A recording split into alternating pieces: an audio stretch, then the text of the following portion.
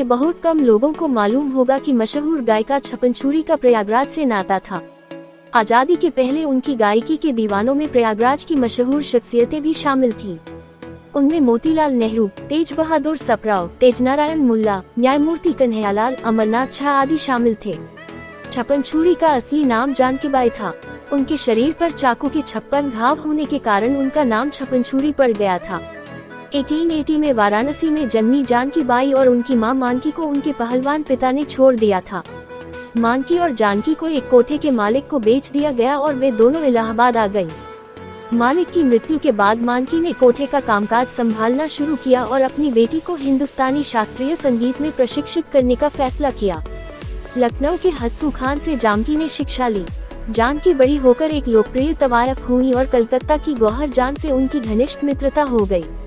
साल 1911 में जब किंग जॉर्ज पंचम ने इलाहाबाद का दौरा किया था, तब अतरसुइया थाने में दोनों ने एक साथ गाना गाया। वो उनके प्रदर्शन से मंत्रमुग्ध हो गया और दोनों को 100 गिनियां दी। जानकीबाई बचपन में अपनी गायकी को लेकर मशहूर हो गई थी। उनका कंठ बहुत सुरीला था। जानकीबाई सांवले रंग की थी। चेहरे पर चेचक के दाग थे। वाराणसी के मंदिरों में होने वाले भजन कीर्तन को वह बहुत ध्यान से सुनती थी। संगीत की शिक्षा उन्हें चेतगंज के पास रहने वाले संगीतज्ञ ने दी थी।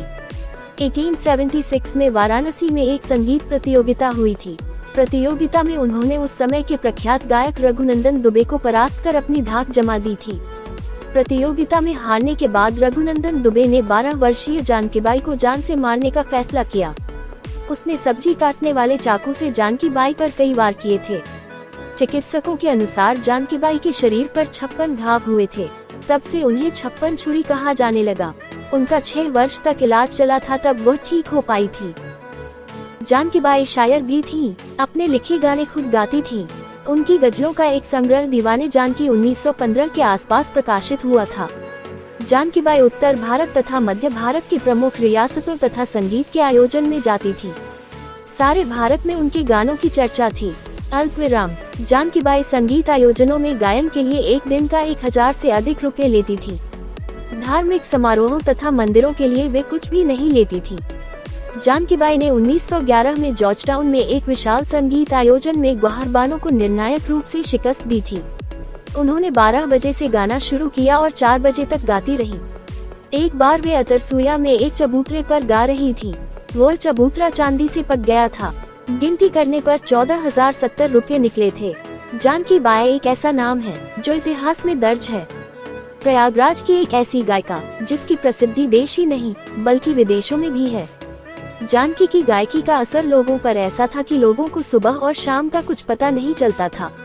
ऐसी थी जानकीबाई। जानकीबाई इलाहाबादी उर्फ छप्पन छुरी ने सन 1907 के आसपास ग्रामोफोन कंपनी में गाना गाया और 100 से भी अधिक गीतों और गजलों के रिकॉर्ड निकाले। वो ग्रामोफोन कंपनी में हिंदी गाना गाने वाली पहली महिला थी। उस समय 20वीं शताब्दी में भी जानकीबाई एक गीत के लिए हजारों रुपए लिया करती थी। खास बात यह है कि जब भी वह कहीं गायन के लिए जाती थी तो वह कहती थी कि मैं जानकीबाई इलाहाबादी। जानकीबाई ठुमरी गायन में प्रवीण थी तो दादरा का उनका अपना अंदाज था।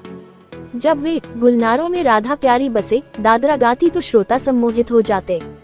जानकीबाई को लोक धुनों की बहुत अच्छी समझ थी। पूरबी, चैती, कजरी, बन्नी बन्ना, सोहर फाग और गारी भी जानकीबाई गाती थी।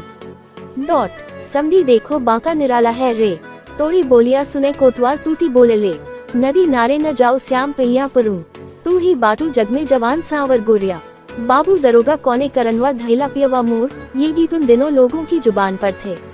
ऐसे तो जानकीबाई के अनेकों गाने और भजन हिट हुए थे, लेकिन आज भी जानकी के कुछ गीत सदाबहार हैं, जिसमें रंग महल के 10 दरवाजे, नहीं भूल रे तुम्हारी सूरतिया रामा, मतवाले नैनवा जोन करे इत्यादि शामिल हैं। जब वे गीत गाती तो महफिल में उपस्थित जन श्रृंगार रस में डूब जाते। जानकीबाई समाज सेवा में भी कभी पीछे नहीं हटती थी। सभी की वे खुले दिल से मदद करती थी। उनकी गायकी, लोगों के प्रति हमदर्दी, मदद करने की प्रवृत्ति उन्हें दूसरों से अलग बनाती थी।